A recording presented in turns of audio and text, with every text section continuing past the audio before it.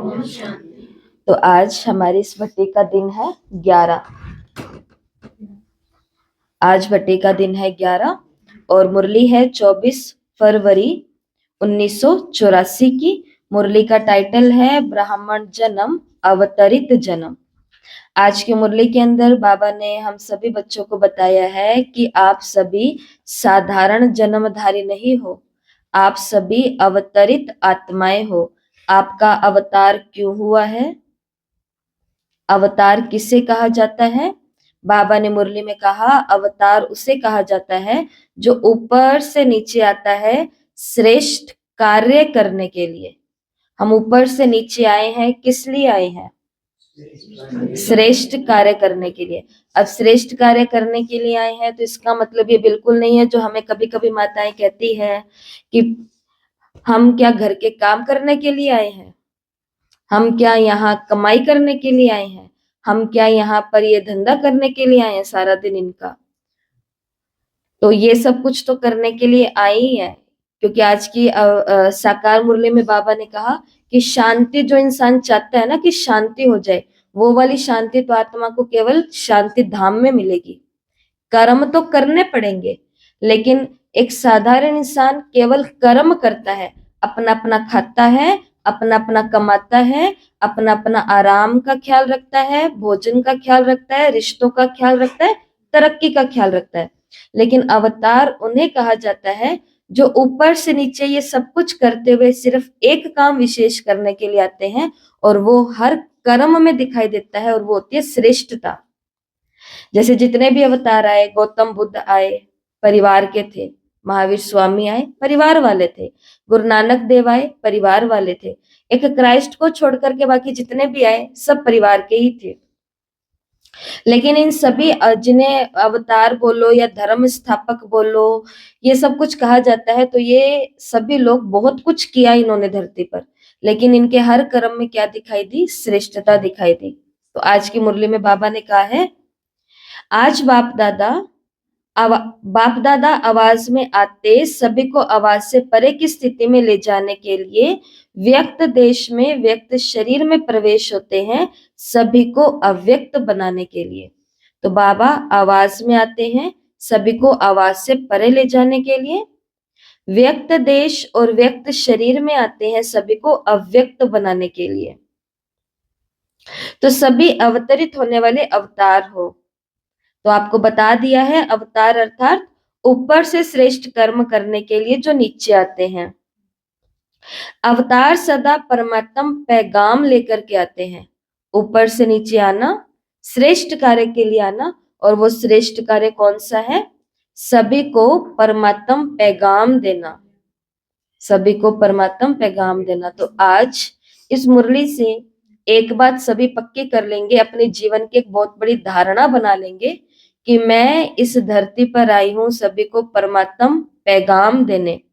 तो पूरे दिन के अंदर मन से, वचन से और कर्म से ऐसा एक दिन भी मिस ना हो जब मैं किसी आत्मा को परमात्म पैगाम ना दे रही हूं। ऐसा एक दिन भी नहीं होना चाहिए, क्योंकि हम यही काम करने के लिए व्यक्त से अव्यक्त में, अव्यक्त से व्यक्त में आए हैं। मुरली बड़ी है इसलिए मेन पॉइंट्स आपको बताऊंगी। बाबा ने कहा मैंपन सिर्फ बेहद का ही रहे, मैं बाप का, जैसे बाप वैसा मैं मास्टर हूं। तो ये बेहद का मैंपन रखो, क्योंकि ये देह भी आपने बाप को दे दी है। तो अवतार जो ऊपर से नीचे आता है श्रेष्ठ कार्य करने के लिए, बाप को सबका पैगाम देने के लिए, उसको ये मालूम होता है कि अब ये देह भी मेरी नहीं रही है। तो बाबा ने कहा मैंपन तो नहीं लाना, लेकिन बेहद का मैंपन लेकर के आना है। और बेहद का मैंपन क्या है? निर्विघ्न, विघ्न विनाशक, मैं बाप का, बाप जैसा वैसा मेरा। बाबा ने कहा ये जो मेरे मेरे के फेरे में, हद का जो मेरापन मेरे मेरे के फेरे में लाता है, बेहद का मेरापन जन्म जन्म के फेरों से छुड़ाता है। तो कल सभी ने ड्रिल करी होगी, उस ड्रिल में से दूसरी ड्रिल कौन सी थी? आप और बाप। तो आप और बाप में क्या था? वो यही तो था, मैं और मेरा बाबा। बाबा ने कहा ये वाला जो मेरा है ना, ये अनेक जो मेरे मेरे हैं इनके फेरे से छुड़ाने वाला है। तो बेहद का मेरापन है मेरा बाबा। आगे बाबा ने मुरली में बोला कि ये जो आपको आधार मिला है देह का, इस अवतार को आधार मिला है देह का, ये भगवान के द्वारा मिली हुई अमानत है, लोन है। बाबा ने कहा इस अमानत में खयानत। तो कैसे करते हैं हम इस अमानत में खयानत? ये देह रूपी जो अमानत मिली है, इसमें खयानत कैसे करी जाती है? बीमार कर देते हैं। और अलबेले हो जाते हैं, और इसको देहधारियों के लिए भगाते हैं, और विदेही बाप के लिए बीमार हूँ, सुस्त हूँ, सोने का टाइम है, खाने का टाइम है, परेशान हूँ, घर वाले छोड़ते नहीं है, बंधन में हूँ, इतने सारे ये जो हम बहाने लगा रही है ना आत्मा, और इधर से एक जवाई आकर के खड़ा हो जाए, जवाई राज बोलते हैं उसको, वो ही आकर के खड़ा हो जाए, फिर क्योंकि इज्जत की बात है, रेपुटेशन की बात है, दिखावे की बात है, बहुत कुछ की बात है। ससुराल आके खड़ा हो जाए, पीहर फेवरेट आकर के खड़ा हो जाए, गुड फ्रेंड आकर के खड़ा हो जाए या खड़ी हो जाए, ऑटोमेटिक इस शरीर के अंदर कुछ हो जाता है। वो इस शरीर के अंदर नहीं होता, वो कहाँ होता है? यहाँ। जो माताएं रेलगाड़ी के अंदर रोज चढ़ती थी और रोज घूमती थी और रोज नाचती थी, वो माताएं रेलगाड़ी बंद होते ही क्या हो जाती हैं? वो भी ढीली हो जाती है। तो रेलगाड़ी के अंदर शौक इसको नहीं था चढ़ने का। शिवरात्रि वाली रेलगाड़ी तो कह रहे हैं। अभी कल जहां था ना, वहां पर हमारा तो ये स्पीकर खराब हो गया, क्योंकि सुबह भी बीमार था, बहुत सेवा की है इसने, तो ये अभी बीमार है थोड़ा, इसको डॉक्टर के पास लेके जाना पड़ेगा। उधर वो लोग इंतजार कर रहे हैं कि रेलगाड़ी पर कब चढ़ाएंगे, ये रेलगाड़ी वाला गीत कब चलाएंगे, कब चलाएंगे। तो उनको बोला स्पीकर नहीं है आज, कुछ नहीं चलेगा, बाबा के साथ योग लगाओ। योग वाली रेलगाड़ी पर चढ़ना पसंद नहीं आ रहा है लेकिन नाचने वाली रेलगाड़ी पर चढ़ना, और ये होना चाहिए। इसका मतलब, अब मैं बोल रही हूँ तो इसका मतलब ये नहीं कि कभी हम रेलगाड़ी वाला करेंगे फिर से तो सोचेंगे अरे दीदी ने कहा था, दीदी तो खुद भी तो चढ़ते हैं। कहने का भाव ये है, इस अंतर को समझना है।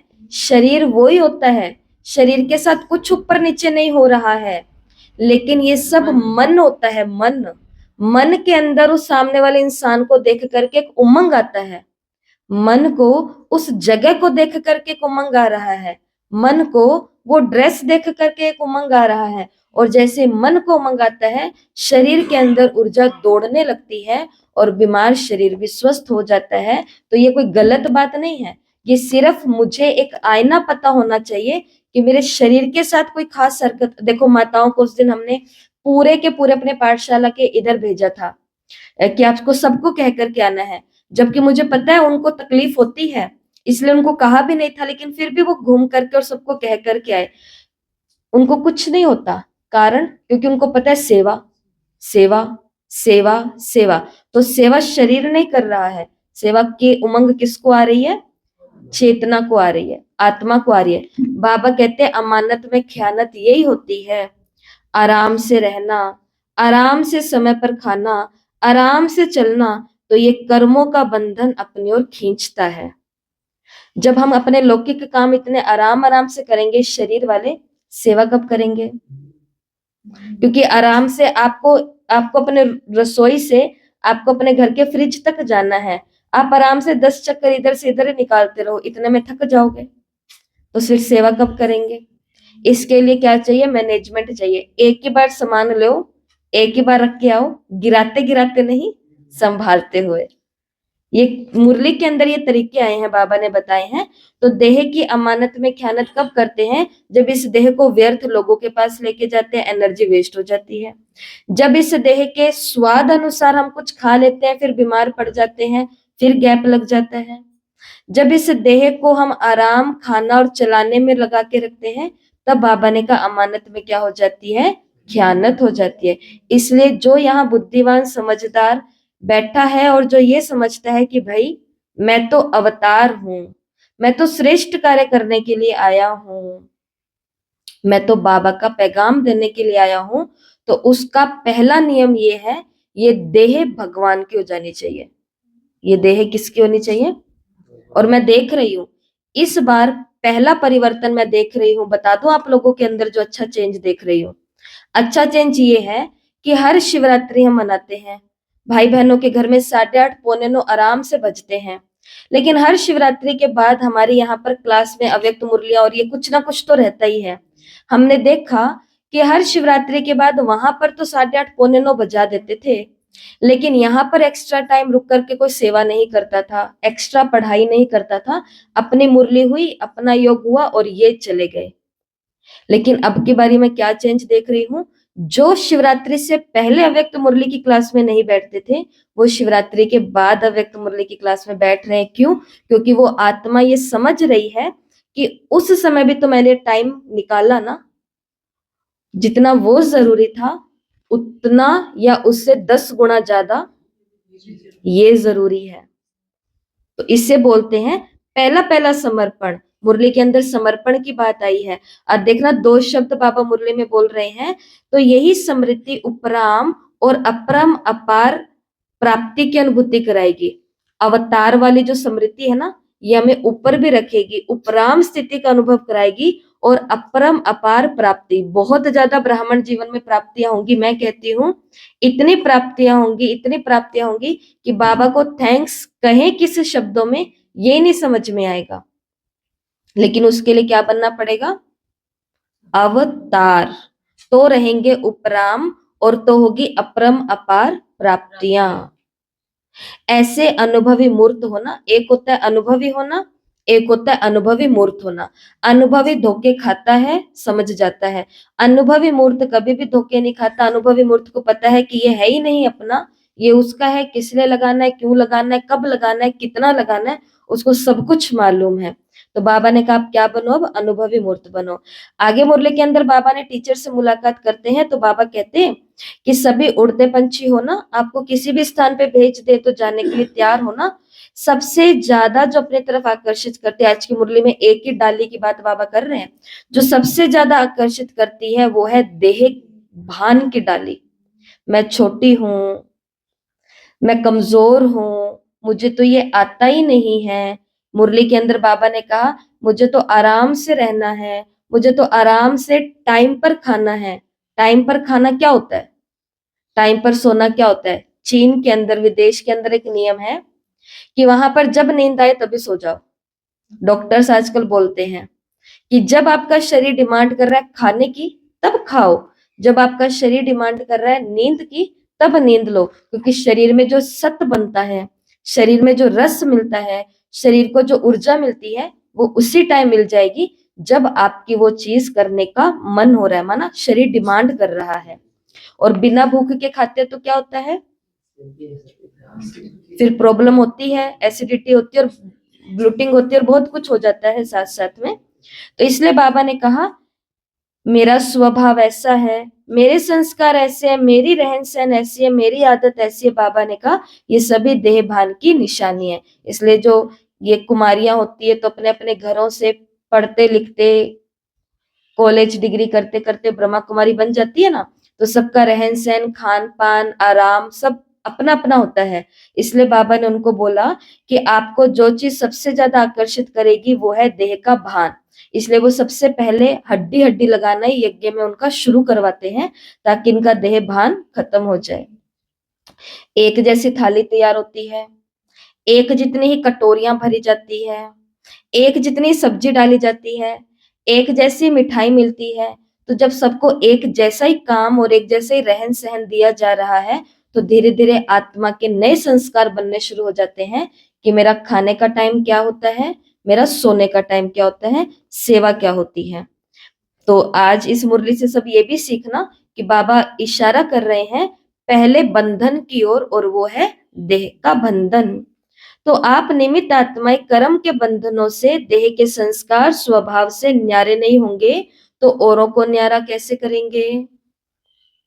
जैसे शारीरिक व्याधि कर्म भोग अपनी ओर बार बार खींचता है, दर्द होता है तो खींचता है ना, तो क्या कहते हो, क्या करें, वैसे तो ठीक है लेकिन कर्म भोग कड़ा है। ऐसे ही कोई विशेष पुराना संस्कार या स्वभाव या आदत अपनी तरफ खींचती है तो वो भी कर्म भोग हो गया। कर्म भोग कोई भी कर्म भोग कोई भी कर्म योगी बना नहीं सकेगा। तो इससे भी अब पार, क्यों? क्योंकि नंबर 1 में सभी को जाना है ना। तो ये वाला भी, जैसे शरीर की व्याधि भी कर्म भोग है, ऐसे पुराने संस्कार स्वभाव खींच रहे हैं, तो बाबा ने कहा ये भी क्या है, कर्म भोग है। तो बाबा ने सबको बोला कि आप सब बाप के फ्रेंड्स हो ना, सभी गॉडली फ्रेंड्स हो। फिर बाबा ने मुरली के अंदर बोला, दूसरों को तो फिर भी संबंध में रहना पड़ता है और आप सबका संबंध तो केवल सेवा और बाप से है। लौकिक रीति में जो आप सभी दुनिया में रहते हैं, उनको तो सबके साथ संबंध रखने पड़ते हैं ना। लेकिन बाबा ने टीचर्स को बोला कि आपका तो संबंध सिर्फ सेवा से है और बाप से है। चाहे लौकिक कार्य करते भी सदा ये याद रखो, टाइम हो और सेवा पर जाएं। आगे बाबा ने मुरली में, तन मन धन 3 चीजें हैं, अगर तीनों चीजें सेवा में लगाते हैं तो तीनों का फल किसको मिलेगा, आपको मिलेगा कि बाप को मिलेगा? अपना तन सेवा में लगाएंगे तो उसका फल हमें मिलेगा कि बाप को? बाप को। मुझे तो लगता है बाबा को मिलेगा।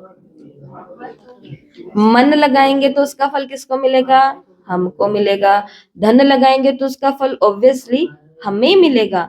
तो जब हमें ये सौदा पता है, ये बाजी पता है, ये व्यापार पता है, तो बाबा ने कहा तीनों ही रीति से अपने प्रारब्ध बनाना है और औरों से भी एडिशन प्रारब्ध फिर हो जाती है।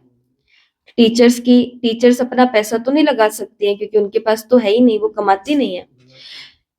वो अपना तन भी एक जगह पूरा नहीं लगा सकते क्योंकि उनके तनों को अलग अलग स्थानों पे जाके सेवा करनी होती है, मनसा सेवाएं भी रखनी पड़ती हैं। तो वो अपना तो लगाती हैं, साथ साथ वो औरों का भी लगवा देती हैं। तो बाबा ने कहा उसका भी आपको मिल जाता है। सरेंडर का अर्थ क्या होता है, जो कुछ भी है वो बाबा के प्रति है, सिर्फ सेवा के प्रति है। ठीक है, तो आगे मुरली में बाबा ने सब बातें डबल विदेशियों से करी है। आगे की मुरली में बाबा ने विशेष बात करी कि जो हम सेवा करते हैं ना, उससे 2 क्वालिटी तैयार करनी है। एक तो वारिस क्वालिटी तैयार करनी है और एक बुलंद आवाज करने वाली क्वालिटी तैयार करनी है। वारिस क्वालिटी, जो आप जैसे ही सेवा के उमंग उत्साह में तन मन धन सहित रहते हुए भी सरेंडर बुद्धि हो, इसको कहते हैं वारिस क्वालिटी। तो वारिस क्वालिटी भी निकालनी है। वारिस क्वालिटी किसको किसको बोला जाता है? जैसा एक टीचर रहती है ना, सदा तत्पर, सदा तैयार, सदा हाजिर रहती है, समर्पित बुद्धि रहती है, वैसे वारिस क्वालिटी आत्मा होती है। वारिस वैसे भी किसको बोला जाता है? जो आपके बाद आपका पूरा बिजनेस संभाल ले, जो आपकी अनुपस्थिति में आपकी पूरी संस्था को संभाल ले, ऑर्गेनाइजेशन को, उसे वारिस कहा जाता है। तो बाबा ने कहा एक तो आपको वारिस क्वालिटी तैयार करनी है, जो आप ही की तरह उमंग उत्साह से तन मन धन सहित समर्पित बुद्धि हो। दूसरा बाबा ने कहा हर सेवा केंद्र पर ये दूसरी कौन सी बताई, वीआईपी, बुलंद आवाज करने वाले भी तैयार करने हैं। मुरली के आगे बाबा ने कहा एक है सेवा में सहयोगी होना और दूसरे है पूरा सरेंडर होना। तो ऐसे वारिस, वारिस में भी फिर 2 हैं, एक है जो सहयोगी होते हैं और दूसरा है जो पूरे सरेंडर होते हैं। हर एक सेवा केंद्र पर ऐसे वारिस हैं। गॉडली स्टूडेंट बनाना, सेवा में सहयोगी बनना, ये लिस्ट तो बहुत लंबी होती है, लेकिन वारिस तो कोई कोई होते हैं, हर कोई वारिस नहीं हो सकता है। तो ये दोनों ही लक्ष्य रखो कि वो भी बनाने हैं और वो भी बनाने हैं। मुरली में बाबा ने कहा कभी सर्विस थोड़ी कम देख करके हलचल तो नहीं आती है, कोई सेवा केंद्र पर विघन आता है तो विघन में घबराते तो नहीं हो। सब समझो बड़े ते बड़ा विघन आ गया, कोई अच्छा अनन्य आपका एंटी हो गया, कोई हमारा बहुत अच्छा अनन्य था, लेकिन वही हमारा क्या हो गया, आज विरोधी हो गया और डिस्टर्ब करता रहता है आपकी सेवा में। तो फिर आप घबराएंगे? घबराएंगे तो क्या होगा, अपने जीवन का नाश करेंगे।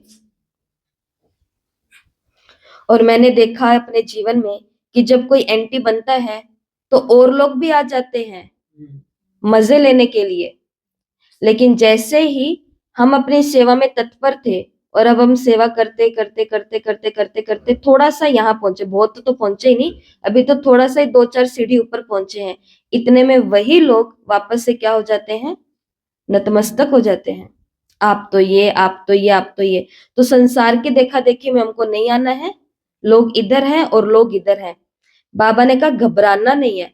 अब यहाँ तो सेवा के अंदर की बात हो रही है, लेकिन जो सामने बैठे हैं वो अपने परिवारों के बारे में सोच सकते हैं। यहाँ पे मानो आपके परिवार में कोई आपका अनन्य है, आपका ही खून है, आपका ही सब कुछ है, और वो आपका एंटी हो जाए, तो बाबा ने कहा घबराएंगे, डिस्टर्ब होंगे, सेवा छोड़ देंगे? एक होता है उसके प्रति कल्याण की भावना रख के तरस रखना, और दूसरी बात है, वो तो दूसरी बात है, लेकिन स्वयं की स्थिति नीचे ऊपर हो, व्यर्थ संकल्प चले, इसे कहते हैं हलचल में आना। और संकल्प से बाबा ने कहा ऐसी सृष्टि नहीं रचनी। फिर कंफ्यूज और रिफ्यूज के बारे में बाबा ने कहा, कभी भी कोई डायरेक्शन अगर नहीं स्पष्ट हो तो कंफ्यूज नहीं होना है, धैर्य रखो, समझने की कोशिश करो, थोड़ा टाइम लो, एकदम से कंफ्यूज नहीं हो। कोई नई बात बताई जाती है, कोई नया कार्यक्रम लिया जाता है, कोई नई चीज तैयार की जाती है, तो एकदम से बाबा ने कहा उसको रिफ्यूज नहीं करना, कंफ्यूज नहीं होना, थोड़ा धीरज रखो, टाइम दो। तो बाबा ने कहा अपने आप ही सब सही हो जाएगा। बाकी मेहनत तो बहुत करनी है, लेकिन मोहब्बत से मेहनत महसूस नहीं होती है। फिर यहाँ पे बाबा ने वीआईपी से, लंदन वालों से सबसे बात करी है। आगे मुरली में बाबा ने कहा, अब यहाँ पे ना बहुत जरूरी प्रश्न है, रात को मुरली सभी ने पढ़ी है लगभग, और प्रश्न इतने जबरदस्त है। 2 कान है जिनके पास वो दोनों खोल लेना, और 100 कान है ना जिनके पास वो 100 के 100 कान खोल लेना, क्योंकि प्रश्न के अंदर भविष्य में आने वाले रहस्य, और अभी हमको कैसे फूंक फूंक के कदम रखने के लिए हमारे निमित्त लोग कहते हैं ना, वो सारी बातें यहाँ पर है। पहला प्रश्न, इस नए वर्ष में सेवा का नया प्लान क्या है?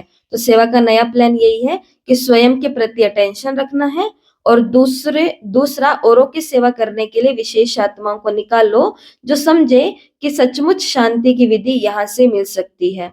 तो ये बाबा ने पहली बात कही कि अशांति का वातावरण है, तो सबको शांति की तरफ अटेंशन खिंचवाओ। ज्ञान अच्छा है, जीवन अच्छा है, राजयोग अच्छा है, ये तो सब कहते हैं, लेकिन असली प्राप्ति यहाँ से होनी है, विश्व का कल्याण यहाँ से होना है। तो बाबा ने कहा ऐसी कुछ सेवाएं करो। ठीक है, तो बहुत बड़ी सारी इसके अंदर बातें हैं, ये सभी पढ़ लेंगे, लेकिन मेन बात यही है, संपर्क में आने वालों को ये समझा दो, आपको रोज देखने वालों को ये समझा दो कि इस स्थान पर अच्छा अच्छा तो सब कुछ है, लेकिन जिस शांति की और जिस जीवन की आप उम्मीद करते हो, वो शांति आपको यहाँ से मिलेगी। दूसरा प्रश्न, ऐसा पावरफुल वातावरण बनाने की युक्ति क्या है? तो अगर हम चाहें कि हमारे स्थान पर आते ही सब लोग शांति महसूस करें, तो उसके लिए क्या करना पड़ेगा? अमृत वेले से लेकर हर कर्म अपनी स्टेज शक्तिशाली है या नहीं है, ये अटेंशन देना पड़ेगा। दूसरा, दूसरों की जब सेवा करते हैं, प्लान बनाते हैं, उसमें बिजी हो जाते हैं, तो हल्कापन होना चाहिए। तो खुद की सेवा, खुद की स्थिति पर अटेंशन, और सेवा के प्लान बन रहे हैं तो वहां पर हल्कापन होना चाहिए, तो वो स्थान ऑटोमेटिक क्या बन जाएगा, जिसको पावरफुल बोलते हैं। तीसरा प्रश्न है, कई ब्राह्मण आत्माओं पर भी इवल सोल का प्रभाव पड़ जाता है, उस समय क्या करना चाहिए? कई ब्राह्मण आत्माओं पर इवल सोल क्या होती है? भटकती आत्माएं, प्रेत आत्माएं, शरीर से भटक रही हैं जो बिना। इसके लिए सेवा केंद्र का वातावरण बहुत शक्तिशाली सदा रहना चाहिए। ये जो सब लोग पूछते हैं ना रोज सेंटर क्यों आए, घर बैठे भी तो हम कर रहे हैं, रोज सेंटर इसलिए आना है। आज के इस प्रश्न में इसका उत्तर में समाया हुआ है सब कुछ, क्योंकि ये स्थान शक्तिशाली योग ऊर्जा से भरा जाता है। किसी आत्मा के अंदर, जैसे अगर कोई कोई मधुबन गए होंगे उस टाइम, बाबा मिलन के समय ऐसा होता ही होता है, कोई ना कोई इविल सोल आती आती है और वो जाती जाती है, शोर होती बहुत तेज से, और लगभग उस समय सूरज भाई जी का क्लास चल रहा होता है, ऐसा कुछ होता है। तो शुरू शुरू जो पहली बार ही जाते हैं वो तो पूरा डर जाते हैं कि ये क्या हो गया। लेकिन असली चीज क्या होती है कि आत्माएं इन स्थानों पर आती है शांति लेने के लिए, मुक्ति लेने के लिए, तो उनको मुक्ति मिल जाती है। हमें भी याद है एक बहन आती होती थी, तो वो बहन यहाँ से जाते जाते यहाँ पर आकर के गिर गई, यहाँ पर आकर के गिर गई। तो जैसे वो यहाँ आकर गिरी तो बाबा के घर का उसको पानी पिलाया गया, उसको लोग उठा रहे हैं, जगा रहे हैं, उसको कुछ नहीं हो रहा है। उस उसको फिर बाबा के घर का पानी पिलाया गया। जैसे उसको चार्ज किया हुआ बाबा के घर का पानी पिलाया तो वो जागी। उससे लोगों ने पूछा कि क्या हुआ। उसके युवा भाई ने, यंग ब्रदर ने, कम उम्र के भाई ने शरीर छोड़ दिया था, और वो भाई उसको यहाँ उधर से दिखते दिखते दिखते दिखते यहाँ आया भाई, और यहाँ आकर के वो कहती है छाई माई हो गया। छाई माई समझते हो ना, यहाँ आते ही वो चला गया, वो दिख रहा है सब जगह, लेकिन यहाँ आते वो चला गया, और जैसे वो चला गया तो वो उसको देख करके बेहोश हो गई, बाबा के घर का पानी पी करके वो हो गई।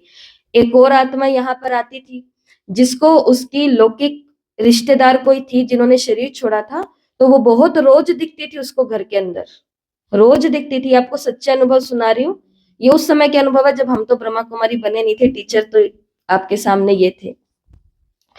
तो वो आती हैं और रोज उनको अपने वो दिखती हैं, जिस आत्मा ने शरीर छोड़ा है वो कभी ये मांग रही है, कभी ये मांग रही है, कभी ये मांग रही है, बहुत ज्यादा वो डिस्टर्ब।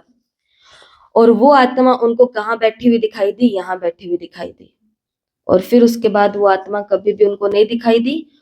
उस आत्मा ने इस आत्मा को बाबा का जोड़ दिया, और आज वो आत्मा इसी क्लास की स्टूडेंट है, आज वो आत्मा बाबा मिलन करी हुई स्टूडेंट है, आज वो आत्मा बाबा का झंडा अपने घर पर लगाई हुई स्टूडेंट है, यज्ञ सहयोगी स्टूडेंट है। लेकिन उसको किस आत्मा ने बाबा का बना दिया?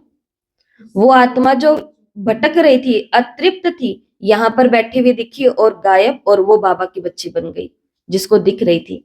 तो ये जो कहते हैं ना कि हमें रोज सेंटर क्यों जाना है, और सूरज भाई जी ने पिछले से पिछले बाबा मिलन में बोला, अरे सुबह नहीं जा सकते तो शाम को चले जाओ, शाम को नहीं जा सकते तो थोड़ा और शाम को चले जाओ, लेकिन रोज 1 घंटा, 1 घंटे से थोड़ी देर कम, आधी घंटा भी चलो, लेकिन अपने सेवा केंद्र पर जाओ। कारण शक्तिशाली वातावरण लेने के लिए पूरा दिन में हम कहाँ कहाँ टकराते हैं, क्या क्या करते हैं। मानो कोई कमजोर है और उसके ऊपर प्रभाव पड़ जाता है, तो शुरू से पहले ही उसके प्रति ऐसे योग युक्त आत्माएं विशेष योग भट्टी रख करके उसको शक्ति दें, और वो जो योग युक्त ग्रुप है वो समझे कि हमको ये विशेष कार्य करना है, ऐसा प्रोग्राम बनाओ। इसलिए जो क्लास के अंदर योगी बैठे हुए होते हैं उनको क्या ध्यान देना चाहिए कि हमें यहाँ बैठ करके योग करना ही करना है। पहले करो बाद में करो, जब भी करो, क्योंकि आपके योग से इविल आत्माएं जो कमजोर आत्माओं के ऊपर आ जाती हैं उनका प्रभाव खत्म हो जाएगा। ये सेवा कितनी महान। बाबा ने कहा डरो नहीं, ये प्रभाव धीरे धीरे हट जाएगा, लेकिन हटेगा कैसे? योग और शक्तिशाली वातावरण से। सेवा के अंदर पर अगर कोई प्रवेशता वाली आत्माएं ज्ञान सुनने के लिए आती है तो क्या करना चाहिए? कई आते हैं इनके अंदर ये है, आप इनको कोर्स करा दो तो क्या पता ये शांत हो जाए। बाबा ने उसके लिए कहा कि उनको ज्ञान तो सुनाना चाहिए। कई बार आत्माएं थोड़ा सा ठिकाना ना मिलने के कारण आपके पास आती हैं। ठिकाना नहीं मिलता मतलब वहां भी चले गए तो भी ठीक नहीं हुए, वहां भी चले गए तो भी ठीक नहीं हुए, दरगाह भी चले गए तो भी ठीक नहीं हुए, तीर्थ भी चले गए तो ठीक नहीं हुए, डॉक्टर के पास चले गए तो भी ठीक नहीं हुए। लास्ट में कहाँ आते हैं? ओम शांति में। ओम शांति तो बिल्कुल लास्ट ऑप्शन है। जब कहीं काम नहीं बनता तो कहाँ पहुंचते हैं? ओम शांति। ठिकाने ना मिलने के कारण वो आपके पास आए हैं। बदलने के लिए आया है या वैसे ही पागलपन में जहां रास्ता मिल गया आ गया, ये परखना चाहिए। क्योंकि कई बार ऐसे पागल होते हैं जहां भी देखेंगे दरवाजा खुला है वहां जाएंगे, होश में नहीं होते हैं वो। तो ऐसे भी कई आएंगे, लेकिन उसको पहले परखना है, नहीं तो उसमें टाइम वेस्ट हो जाएगा। बाकी कोई अच्छे लक्ष्य से आता है और परवश है तो उसको शक्ति देना आपका काम है। कोई तो वैसे ही घुस गए हैं, बाबा ने कहा उनको बैठ करके अब ज्ञान नहीं सुनाना, उनको गेट आउट करो। लेकिन उसके लिए, इसके लिए आज इस मुरली के इस बात में एक बात, उत्तर में एक बात कही गई है कि जो कुमारियां होती है ना, ये जो छोटी छोटी टीचर्स होती हैं, ये क्यों कहती है अपनी क्लास की माताओं को कि हमें ईमानदार माता चाहिए, हमें आज्ञाकारी माता चाहिए, हमें बस वो माता चाहिए जो मुझे समझे, जो मेरी सुरक्षा कर सके, जो मेरी प्रोटेक्शन कर सके। ये स्वार्थ नहीं है, समझ लेना आज की मुरली के इस बात के अंदर। कई लोग बोलते हैं इनको तो अपने लिए चाहिए। बाबा ने कहा कुमारी कोई ऐसी आत्मा को अकेले में अटेंड ना करे, क्योंकि कुमारी को अकेला देख पागल का और पागलपन निकलता है। इसलिए ऐसी आत्माएं अगर समझते योग्य होती है तो कोई बुजुर्ग को अपने साथ बिठाओ, कोई अनुभवी माता, कोई बुजुर्ग भाई अपने साथ केंद्र पर होना चाहिए। इसके लिए अब ऐसी माताएं कब केंद्र पर बैठ सकती हैं? बहनें हर कोई को तो केंद्र पर नहीं बिठा सकती ना, बहुत बहुत देर तक अपने साथ में। जो यहाँ पर आए और यहाँ की रिपोर्टें ले और बाहर जाकर के लीक कर दे, आज तो वहां एक पागल घुस करके आ गया, ऐसी माता को बिठाएगा कोई अंदर? फिर ये नहीं उम्मीद करना कि हमें क्यों नहीं बिठाते, हमें क्यों नहीं बताते, हमारा क्यों नहीं करते। उसके लिए पहले क्वालिटी लेके आओ, लेके आनी है हम सभी को। एक दो या और भी जो जिम्मेवार है आपके केंद्र में, बाबा ने कहा उनको अपने साथ बुला के बिठाओ कि आप मेरे साथ ही रहना, मैं इनको कोर्स करा रही हूँ। क्या इतना हम अपनापन समझते हैं सेवाओं से? इतना में समझना आज की मुरली में। ये प्रश्न यही खत्म करते हैं। अगला प्रश्न लेते हैं। आजकल किसी किसी स्थान पर चोरी और भय का वायुमंडल बहुत होता है, तो उससे कैसे बचे? उसके लिए बाबा ने कहा योग की शक्ति बहुत चाहिए। ठीक है, तो हमारा घर है या हमारा केंद्र है, तो जहां पर भी आपको लगता है चोरी आसपास बहुत हो रही है और गुंडागर्दी बहुत हो रही है, हमको डर लगता है, तो उस स्थान पे क्या बढ़ा देना चाहिए? योग की शक्ति बहुत चाहिए। मान लो कोई आपको डराने के लिए के ख्याल से आता है, तो उस समय योग की शक्ति तो आते हैं। जब हम ज्ञान सुनाते हैं, कोई हमारे एंटी हो जाते हैं, तो वो अपना ग्रुप लेकर के आते हैं पूरी की पूरी गाड़ी भर करके आते हैं कि ताकि हम लोगों से क्या हो जाए, डर जाए और अपना ये काम बंद कर दे। लेकिन इस स्थान के योग का इतना जबरदस्त बल होता है कि वो आते हैं ना, जैसे जितनी स्पीड से, उससे डबल स्पीड से भाग जाते हैं। हमने तो देखा है, और कभी शक्ल नहीं दिखाते। इसके लिए अपने अपने घर और अपने सेवा केंद्र पर क्या करना है? बढ़ा देना है। तो ऐसे समय पर शांति की शक्ति दो। उस समय अगर थोड़ा कुछ भी उसको कहा तो आग में तेल डालने जैसा हो जाएगा। आप ऐसे रीति से समझो जैसे बेपरवाह, हमको कोई परवाह ही नहीं है। इजी रहो। ऐसी आत्माओं के आगे क्या रहना है? इजी रहना है। अगर डर गए, हलचल में आए, तो वो आपको और हलचल में लेके आएंगे। कमजोर को देख करके सब और कमजोर बनाते हैं ना, ऐसे नहीं होना चाहिए। भय भी उन्हों को, फिर आपका भय उन्हों को हिम्मत दिलाएगा।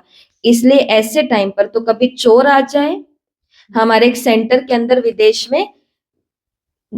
विदेशों के सेंटर कैसे होते हैं? ऐसे होते हैं, छोटे छोटे होते हैं। वही क्लासरूम होता है, वही डाइनिंग रूम होता है, वही खा लो, वही योग लगाओ, वही क्लास होती है, ऐसे होते हैं। ऊपर जाकर के उनका बाबा रूम था या ऐसे कुछ था। इधर दीदी का रूम था, दीदियों का, और इधर सामने बाबा रूम था, ऐसे था। चोर आया, बाबा रूम में चला गया। भंडारी तो दिख रही है ना वहां पे, तो बाबा रूम में चला गया।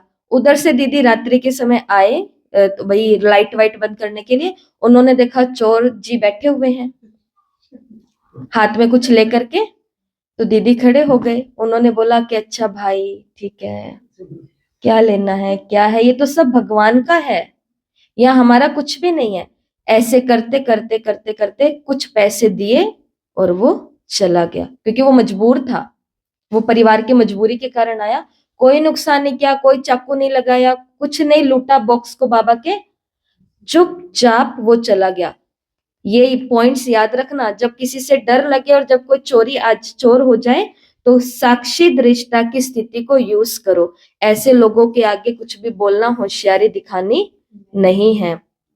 और मुरली का बस लास्ट प्रश्न लेते हैं, फिर तो बाइबल की बात आ जाती है।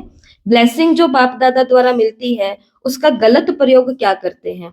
कभी कभी जैसे बाप दादा बच्चों को सर्विसेबल कह देते हैं, अनन्य कह देते हैं, या कोई विशेष टाइटल दे देते हैं, तो बच्चे इसका मिसयूज ऐसे करते हैं जो समझ लेते हैं मैं तो ये बन गया हूं। अनन्य, आपको एक सेवा के कारण बाबा, मुझे एक सेवा के कारण बाबा ने कहा कि बच्ची बहुत सर्विसेबल है, और कल से मैंने कोई काम नहीं किया और समझ लिया मैं तो हूँ सर्विसेबल। बाबा ने सब लोगों के सामने मुझे कहा सर्विसेबल है। बाबा ने कहा इसको कहते हैं शिव से मिले हुए वरदान का मिस यूज करना। जबकि वरदान का सही यूज क्या होता है? भगवान ने कहा मैं सर्विसेबल हूँ, एक दिन भी सर्विस के बिना नहीं रहूंगी। भगवान ने कहा मैं महावीर हूँ, हर दिन विघ्नों के ऊपर जीत प्राप्त करूंगी। ब्लेसिंग का मतलब ये होता है, मिस यूज का मतलब होता है मैं तो हूं ही, मैं तो बन ही गई। ऐसी ये मुरली है। मुरली तो बड़ी सारी थी काफी, तो आप सभी घर जाके पढ़ेंगे तो मेन मेन पॉइंट्स याद हो ही गए हैं वैसे तो। आज के मुरली से छोटा सा होमवर्क है, प्रैक्टिस का होमवर्क है, आज भी लिखने वाला कुछ नहीं है। व्यक्त से अव्यक्त और अव्यक्त से व्यक्त में आना और जाना है पूरे दिन में 21 बारी। तो ये ड्रिल कैसे होती है? अभी अभी मैं शरीर में आत्मा और अभी अभी शरीर से परे अव्यक्त किसको बोलते हैं? फरिश्ता, वतन के अंदर हूं।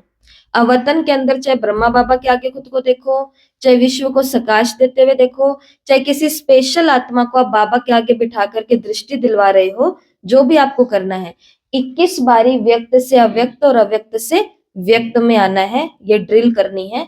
बस यही होमवर्क है। 21 बारी फरिश्ता बनना है, 21 बारी फिर से देह में कर्मों में आना है। अच्छा, ओम शांति। 1 मिनट साइलेंस में बैठेंगे, कोई गीत नहीं, म्यूजिक नहीं, आंखें खोल के केवल साइलेंस, कोई संकल्प नहीं।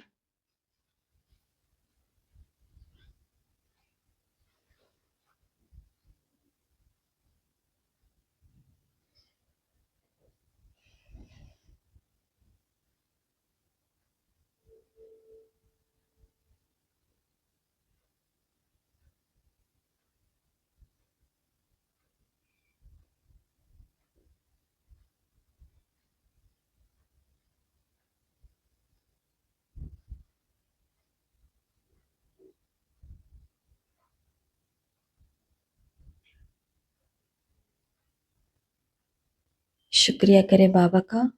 शुक्रिया बाबा, शुक्रिया। ओम शांति।